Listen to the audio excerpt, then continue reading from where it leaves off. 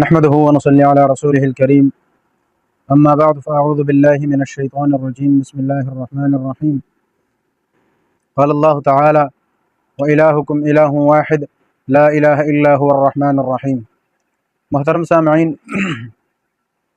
پچھلے کئی مرتبہ ہم الحاد کے متعلق کچھ باتیں ذکر کر چکے تھے اور ان کی مختصر سی تعریف اور پھر کچھ تاریخ یہ ذکر کی تھی، اور اس کے بعد ہم نے ڈارون کا نظریہ ارتقاء بھی پیش کیا اور اس کے باطل ہونے پر کچھ مختصر سے دلائل بھی پیش کیے۔ چونکہ الحاد کی بنیاد ہی اس بات پر تھی کہ اللہ رب العزت یا کسی بھی خدا کا کوئی وجود نہیں ہے، تصور نہیں ہے، تو اس کے لیے ہم نے دلائل کچھ ذکر کیے تھے۔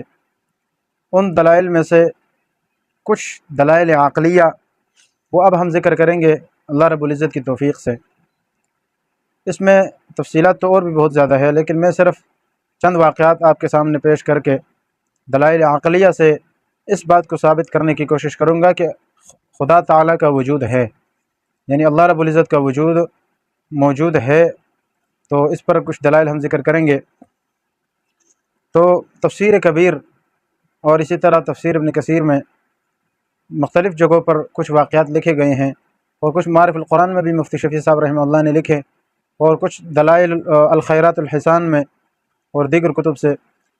مثال کے طور پر امام اعظم ابو حنیفہ رحمہ اللہ، جو اپنے وقت کے بہت بڑے فقیہ اور بہت بڑے امام گزرے ہیں، ان سے وہ چونکہ اپنے زمانے کے ملحدین کے لیے ایک سیف بے نیام تھے اور اس فتنے کو جڑ سے اکھاڑنے والے تھے، تو اس پر ان کے ایک دو واقعات بھی مشہور ہے۔ ایک واقعہ تو یہ مشہور ہے کہ جب ایک مرتبہ آپ مسجد میں بیٹھے ہوئے تھے، تو یہ جو ملحدین تھے دشمنوں نے اچانک تلواروں کے ساتھ ان کے مسجد پر، یعنی ان پر حملہ کرنے کے لیے اندر چلے گئے مسجد میں، اور اس کا گھیراؤ کر لیا۔ جب گھیراؤ کر لیا تو انہوں نے پوچھا کہ یعنی آپ بیٹھے ہوئے تھے، آپ کو پتہ تھا یہ ملحدین ہے، تو وہاں بیٹھے بیٹھے امام صاحب رحمہ اللہ نے فرمایا کہ بھئی بات یہ ہے کہ میں ابھی تک ذرا ایک بڑی گہری سوچ کے اندر بیٹھا ہوا تھا، اور وہ سوچ کیا ہے کہ مجھے کسی نے بتایا کہ یہاں سمندر سے جو ہے نا، سمندر میں کشتی چلی آ رہی ہے، اور اس کے اندر بہت سارا سامان بھی ہے، سامان سے لدی ہوئی ہے، اور وہ جو سامان ہے اور اس کشتی کا نگہبان بھی کوئی نہیں ہے، ملاح بھی کوئی نہیں ہے، اور خود بخود وہ سمندروں کے اندر، یعنی سمندر کے اندر طوفانوں سے ٹکراتے ہوئے چلتی بھی ہے۔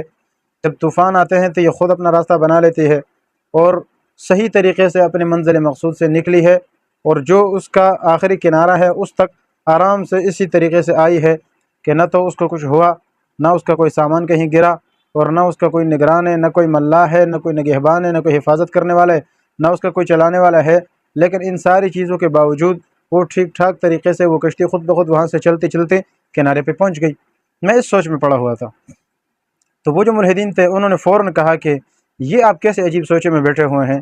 کیا ایسا ہو سکتا ہے کہ ایک کشتی جس کا کوئی نگہبان نہ ہو، ملاح نہ ہو، چلانے والا نہ ہو، اور سامان سے لدی بھری کشتی ہو، اور اس کو ایسے سمندر کے موجوں کے ساتھ مقابلہ کرتے کرتے صحیح راستے پر بغیر کسی مختلف سمت اختیار کیے ادھر ادھر جائے بغیر سیدھا کنارے پر پہنچ جائے؟ ایسے کیسے ہو سکتا ہے؟ تو امام صاحب نے فرمایا کہ عقل کے اندھو، جب ایک کشتی بغیر ملاح اور نگران کے تمہارے سوچ کے مطابق اس طرح نہیں چل سکتی ہے، اس کے لیے کوئی نہ کوئی ایسا چلانے والا ضروری ہے۔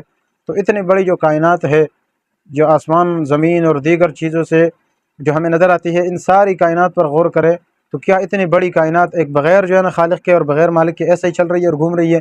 یہ کیسے ہو سکتا ہے؟ یہ اس طریقے سے ان کو جو ہے نا بات سمجھ میں آ گئی۔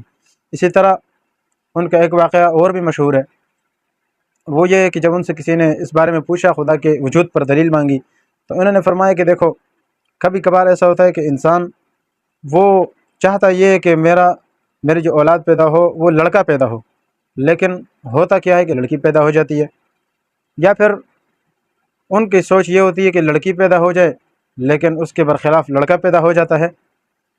تو اس طریقے سے کبھی چاہتے ہیں کہ اولاد ہو جائے لیکن ہوتی ہی نہیں ہے، کبھی چاہتے ہیں کہ نہ ہو لیکن ہو جاتی ہے۔ یہ کوئی ایسی طاقت تو ہے جو انسان کے اس ارادے کے جو ہے نا آڑ میں آ رہی ہے اور مانع ہو رہی ہے۔ وہ ایک سوچتا ہے ہوتا دوسرا ہے، وہ ایک سوچتا ہے ہوتا دوسرا ہے۔ تو اس سے پتہ چلا کہ کوئی اور طاقت ہے جو یہ سارا نظام چلا رہی ہے۔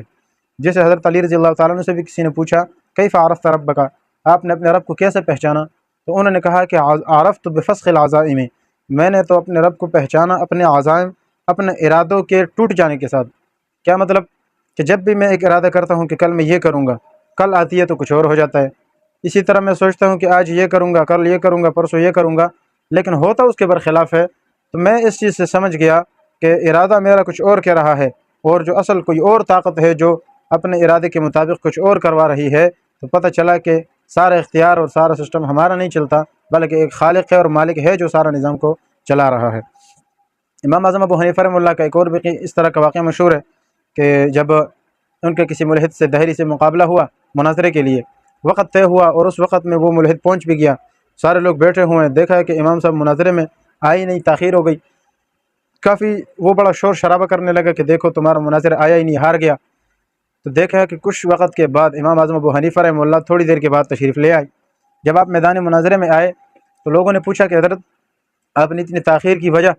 تو امام صاحب رحمہ اللہ نے فرمایا کہ دراصل وجہ یہ تھی کہ میرے یہاں تک پہنچنے کا جتنا راستہ تھا، اس راستے کے درمیان میں ایک دریا آتی تھی، اور اس دریا میں اس طرف آنے کے لیے چونکہ کشتی کی ضرورت تھی، اور کشتی ہمارے پاس تھی نہیں، تو میں وہاں انتظار کرتا رہا۔ اتنے میں جب کوئی کشتی نہیں آئی تو میرے قریب ایک درخت تھا، وہ درخت اچانک ٹوٹا اور بیچ میں سے چر گیا، اور اس کے جو ہے نا تختے بن گئے، پھر تختوں سے جا کے خود بخود ایک کشتی بن گئی، اور کشتی میں سوار ہوا، وہ کشتی خود بخود مجھے لاتے اس کنارے میں چھوڑ کے چلی گئی، اور واپس وہ کشتی خود بخود چلی گئی۔ تو وہ ملحد کہنے لگا کہ بھائی اتنے بڑے مناظر ہو کے، اتنے بڑے عقلمند آدمی ہو کے آپ اس طرح بچوں والی باتیں کر رہے ہو کہ کشتی خود بخود درخت ٹوٹا، تختے بنے، پھٹے بنے، اور جا کے وہ کشتی بنی، وہ آپ کو اتار کے واپس چلی گئی، یہ کیسے ہو سکتا ہے؟ تو امام صاحب رحمہ اللہ نے فرمایا کہ یہ تو آپ کے عقل پر ماتم کرنی چاہیے کہ جب ایک کشتی جو اتنی چھوٹی سی مخلوق ہے یہ ایسا خود بخود کچھ نہیں کر سکتی ہے، تو لہٰذا اس طرح اتنی بڑی کائنات یہ خود بخود کیسے چل سکتی ہے؟ اور لازمی اس کا چلانے والا اور خالق بھی کوئی نہ کوئی ہے، جس کو ہم اپنے زبان میں اللہ کہتے ہیں۔ اللہ رب العزت کے وجود پر ایک اور دلیل بھی ہے، اور مشہور دلیل ہے امام مالک رحمہ اللہ سے کسی نے یہی سوال پوچھا، ہارون الرشید بادشاہ تھا اس زمانے میں انہوں نے سوال کیا کہ بھائی اللہ کے وجود پر کیا دلیل ہے آپ کے پاس؟ تو امام مالک رحمہ اللہ نے فرمایا کہ یہ جو آپ انسانوں میں دیکھتے ہیں مختلف طرح کے انسان ہیں، ارب و خرب و انسان ہیں، ہر ایک کی آپ دیکھیں گے زبانیں بھی مختلف ہے، لہجے بھی مختلف ہے، آوازوں میں بھی فرق ہے، کسی کی آواز باریک ہے، کسی کی موٹی آواز ہے، کسی کی اونچی ہے، کسی کی کمزور آواز ہے، اور ہر بندے کا لب و لہجہ مختلف ہے، بیان کرنے کا انداز مختلف ہے، اور ہر بندے کی جو ہے نا وہ زبان مختلف ہے، کوئی کس زبان میں کوئی کس زبان میں بول رہا ہے۔ یہ ساری چیزیں جب مختلف طریقے سے ہو رہی ہے، اور ہر یعنی یہی اس بات کی دلیل ہے کہ بھائی اس کائنات کا ایک خالق ہے، اس لیے کہ اگر ہماری طرح کوئی انسان ہوتا یا کوئی بھی ایسا ہوتا وہ تو سارا ایک ہی ترتیب سے بنا تھا، یا اگر ایک ترتیب سے نہیں ہے تو 10 بندے ہیں۔ تو ہم دیکھتے ہیں دنیا میں کہ کسی کی شکل دوسرے کے ساتھ نہیں ملتی ہے، ہم دیکھتے ہیں کہ انسان میں کتنے کروڑوں اربوں انسان ہیں، اس کا انگوٹھا پوری دنیا میں جائے چیک کرے، اس کے انگوٹھے کی پرنٹ نکالے، وہ کسی دوسرے انسان کے انگوٹھے اور اس پرنٹ سے نہیں ملتا۔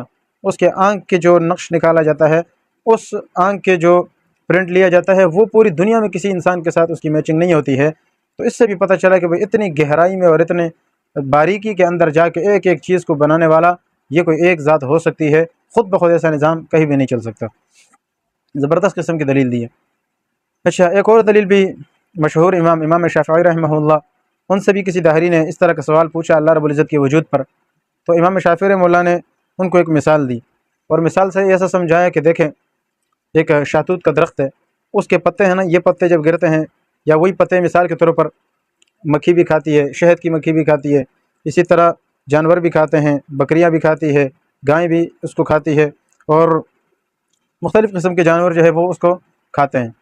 لیکن بعد میں کیا ہوتا ہے کہ جب اس کو نکالنے کا موقع آتا ہے تو مثال ہرن اگر کھاتی ہے تو اس سے مشک بن جاتا ہے اور خوشبودار بنتے ہیں، شہد کی مکھی کھاتا ہے تو وہ جب نکالنے کا ٹائم آتا ہے تو ایک شہد بن جاتا ہے، اور وہی اگر بکری کھاتی ہے تو نکلنے کے ٹائم وہ مینگنیاں بن جاتی ہے، اور اسی طریقے سے گائیں اگر کھاتی ہے تو وہ گوبر بن جاتا ہے۔ تو ایک ہی چیز جو ایک ہی شکل میں سب نے یعنی مختلف جانوروں نے کھایا ایک ہی چیز، لیکن نکلنے کے ٹائم ایسے مختلف ذرائع اور مختلف انداز اور مختلف شکلوں میں، اور ہر کوئی فائدہ مند اور کوئی نقصان دہ ہو کے اس طرح جب نکلتا ہے تو یہ بھی تو خود نہیں ہو رہا۔ اس سے بھی پتہ چلا کہ کوئی نہ کوئی ایک ایسی طاقت ہے جو سارے نظام کو اس کے اندر فٹ کیے ہوئے ہے، اور وہ سارا یہ سسٹم چلا رہا ہے، اور خود بخود ایسا کبھی بھی نہیں ہو سکتا خود بخود ہوتا تو ایک ہی پتا تھا، ایک ہی جانور سب جانوروں سے اسی طرح نکلتا بھی صحیح، لیکن کھائے ایک چیز نکلے دوسری چیز، یا کھائے ایک چیز نکلے فائدہ مند چیز، دوسرے سے وہی چیز نقصان دہ کی شکل میں نکلے۔ تو اس سے بھی پتہ چلا کہ اللہ رب العزت کا وجود ہے جو سارے سسٹم کو چلا رہا ہے۔ ایک اور دلیل پیش کی گئی ہے امام احمد بن حنبل رحمہ اللہ کے حوالے سے، تفسیر کبیر میں ان کا بھی ایک مثال دی ہے کہ جب ان سے بھی کسی نے پوچھا اللہ رب العزت کے وجود کے بارے میں کہ اللہ رب العزت اگر موجود ہے، خدا موجود ہے، تو اس کے وجود کی کیا دلیل ہے ہمارے پاس؟ تو انہوں نے بھی بڑی زبردست مثال دی۔ انہوں نے کہا کہ دیکھو، مثال دی ہے کہ ایک محل ہے، وہ محل ایسا ہے کہ اس کے اندر نہ کوئی سوراخ ہے اور نہ اس کا کوئی دروازہ ہے، نہ اندر جانے کا کوئی راستہ، نہ باہر آنے کا کوئی راستہ نہیں ہے، اور حتیٰ کہ ایک ہوا اس کے اندر داخل نہیں ہو سکتی ہے۔ تو اس طرح، اور باہر سے آپ دیکھیں تو بالکل یعنی چاندی کی طرح ایسا چمکتا ہے، سفید ہے، اور اندر سے آپ دیکھیں تو وہ سونے کی طرح ایسے زرد ہے۔ تو اس طریقے سے ہوتا کیا ہے کہ بالکل بند، کہیں سے اندر داخل ہونے کی، باہر نکلنے کی کوئی صورت نہیں ہے، کوئی چانس نہیں ہے۔ لیکن اس بند محل کے اندر اچانک ایک وقت ایسا آتا ہے کہ ایک دیوار ٹوٹتی ہے، اور دیوار ٹوٹ جانے کے بعد اندر سے خوبصورت قسم کا ایک حیوان نکلتا ہے، جس کے آنکھیں بھی ہے، جو بولنے کا طریقہ بھی جانتا ہے، جس کے کان بھی ہے، اور وہ چلتا پھرتا بھی ہے اور ساری چیزیں کرتا بھی ہے۔ تو یہ سارے کرنے والا کون ہے؟ اللہ تعالیٰ ہے۔ یعنی کوئی نہ کوئی خالق تو ہے جو اس چار دیواری کے اندر اس کو وجود دے رہا ہے، اور اس کو زندگی دے رہا ہے، اور اس کو حیات دے رہا ہے، اور اس کے کان، ناک، دماغ سب کچھ برابر طریقے سے بنا رہا ہے۔ تو یہ کوئی نہ کوئی خالق تو ہے، ایسا خود بخود تو نہیں بنتا۔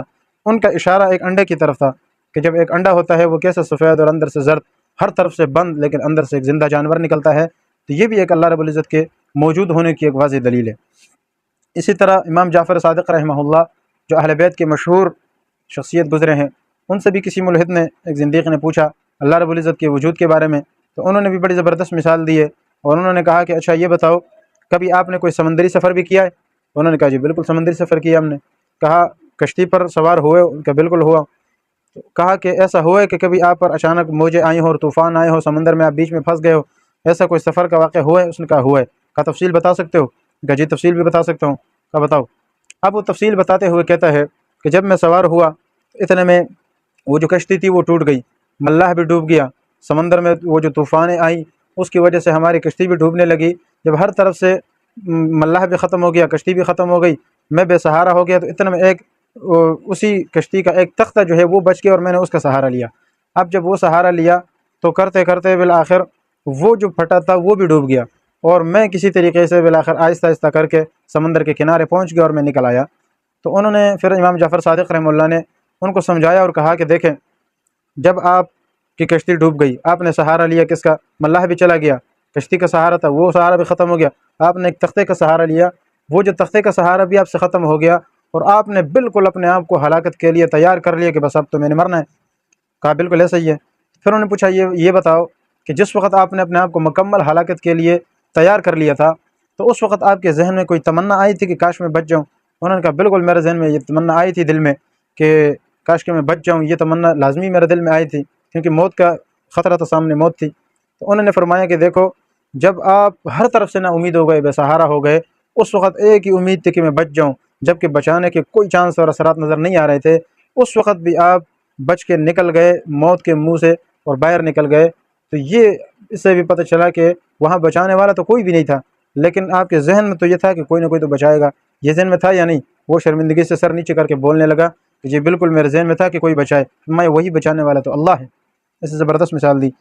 ایک اور مثال بڑی مشہور ہے کہ ایک دیہاتی سے کسی نے پوچھا کہ کیا آپ کو اپنے اللہ تعالیٰ کے وجود پر آپ کے پاس کوئی دلیل ہے؟